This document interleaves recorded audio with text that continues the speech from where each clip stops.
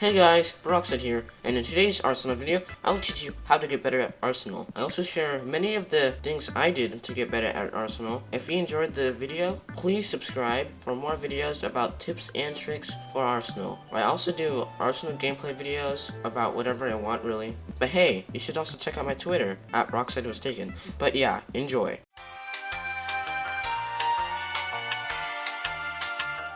So my first tip is to always aim for the head if possible, because it always does more damage than a normal body shot. And here's the thing I did when I was training my aim. I didn't care at all about getting wins or any kills like that, because if I tried to win or get kills, I would just use the same meta that I was already using, and that would worsen my aim training, therefore making it harder to get good at aiming for the head. Because if I got frustrated with myself, I knew I would just give up and not aim train anymore, making my aim worse and therefore becoming worse as a player. So training your aim takes time and effort. It's not going to come to you in a day or so. Unless you've already played FPS shooters, it should take you a day or so to get used to Arsenal's recoil and spread and stuff like that, which I'll talk to you more about later. But training your aim is not going to make you win right away. You're gonna have to take some time to get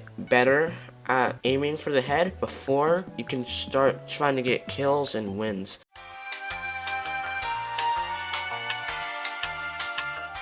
When you're moving around the map, you should always move with your knife. It makes you run a lot faster, and it also doesn't get affected by heavy weapons like the Barrett or the AWP. And also, when you're about to go around the corner, you should always jump, pull your weapon out, just in case there are enemies around the corner, so you're still able to shoot. On mobile, there's a button that has two arrows pointing in opposite directions, and on PC, you press Q, B, V. It's a lot of buttons. You can also scroll or press 3 and 1 respectively to pull out your knife and your gun. There's many different ways to pull out your knife on PC, and I don't know about Xbox. I'll search it up right now.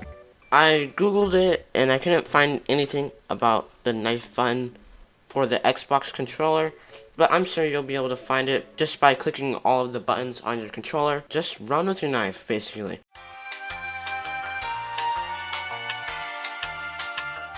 So this tip is very major because it's crucial to know about all the different special abilities weapons have. Because some weapons have special abilities like the ability to scope, double jump, rocket jump, and more. And here's a list of all of the weapons that have special abilities according to the Arsenal wiki. So the AWP, the Barrett, the G3S G1, the M40, the MS556, the Railgun, Mosin Nagant, and the Sacco 85 all are able to scope in because they're snipers, of course.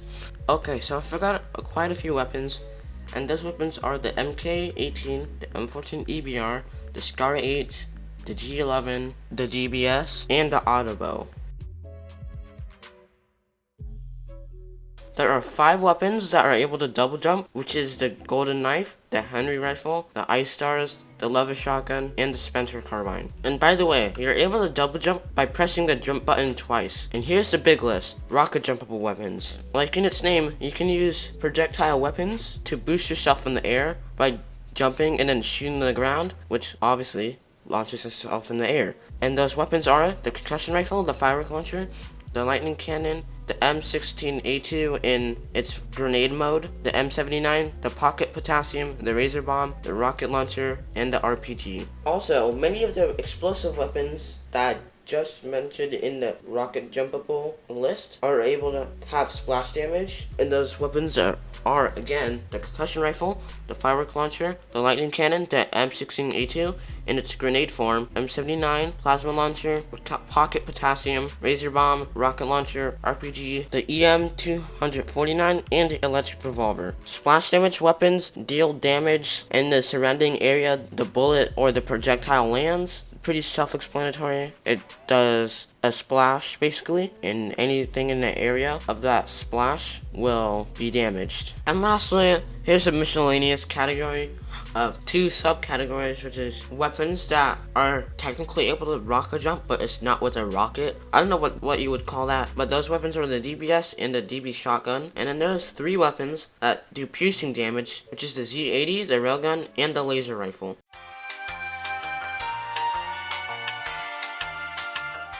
All of the splash damage weapons, except for the M16A2, because it has 2 different firing modes, don't count headshots for whatever reason, which I do not know. With these weapons, the meta is way different. For the explosive guns, you have to calculate where the enemy is going to be because explosive weapons aren't hit scan, which I'll explain later. For the other weapons, landing shots near your opponent will deal damage to you, although I still suggest aiming for their body for aim training purposes. But in certain situations, like your opponent is behind a wall or something, you could fire a weapon with flash damage beside them, so you could still kill them.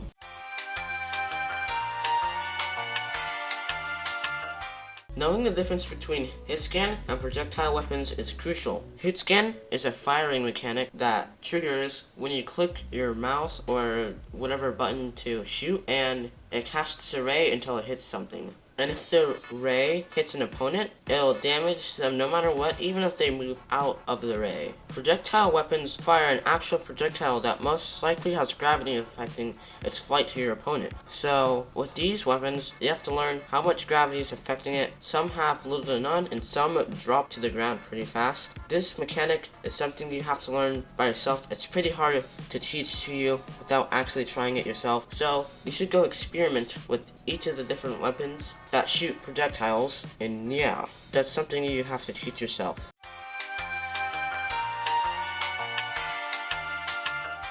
Understanding the effect of spread is also crucial to your performance. The closer the 4 sides of the crosshair are together, the more accurate your gun shoots. There are some weapons, like the nail gun, that don't get its spread affected no matter how much you shoot, and there are others that get their spread heavily affected after a few shots. This is why you see great players not firing every chance they get, because if they fire rapidly, the spread is too much to hit accurately, but if there is little to no spread, then you'll hit more shots.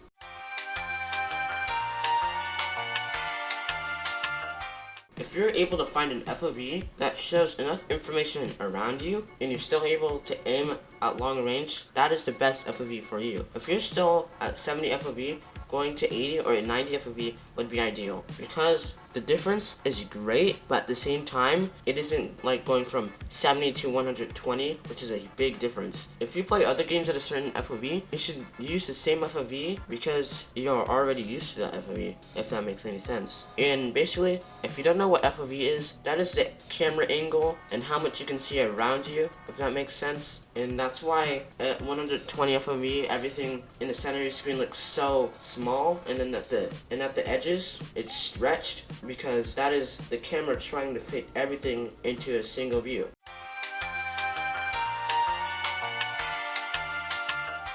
And last but not least, like I've said before, caring about winning won't help you get better, because you'll use the same meta that you've used before, which won't really help you, if that makes sense, because you're trying to improve. So if you get the mindset that winning isn't the main priority, and it's about, like I said, learning about spread, recoil, which I'll explain in the follow-up video, stuff like that, you need to have a priority for learning about that kind of stuff. But if you enjoyed this video, be sure to like and subscribe, and peace.